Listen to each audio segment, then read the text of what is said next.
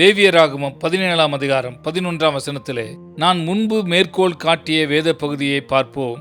லேவியராகமம் 17ஆம் அதிகாரம் 11ஆம் வசனத்திலே, மாம்சத்தின் உயிர் இரத்தத்தில் இருக்கிறது, நான் அதை உங்களுக்கு பலிபீடத்தின் மேல் உங்கள் ஆத்துமாக்களுக்காக பாவநிறுத்தி செய்யும்படிக்கு கட்டளையிட்டேன்.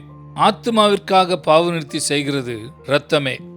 எனவே தேவனுடைய ஜீவன் இயேசு கிறிஸ்துவின் இரத்தத்தில் இருக்கிறது. தேவனுடைய சொந்த ஜீவன், அது சிருஷ்டிகரின் ஜீவன். அந்த அறிக்கையின் ஆற்றலை மனிதனுடைய மனங்களால் ஒருபோதும் கணக்கிட முடியாது. ஏனென்றால் சிருஷ்டிகரே தான் சிருஷ்டித்த எல்லாவற்றையும் விட எல்லையற்ற பெரியவராக இருக்கிறார். படைக்கப்பட்ட முழு பிரபஞ்சமும் அவருடைய விரல்களின் ஒரு துளிதான். பாருங்கள், இயேசு கிறிஸ்துவின் இரத்தத்தின் என்ன இருக்கிறது என்பதை புரிந்து கொள்ள முடிந்தால் சாத்தானுடைய முழு ராஜ்யத்தையும் விட இயேசு கிறிஸ்துவின் ஒரு துளி இரத்தத்தில் அதிக வல்லமை இருக்கிறது என்று சொன்னேன்.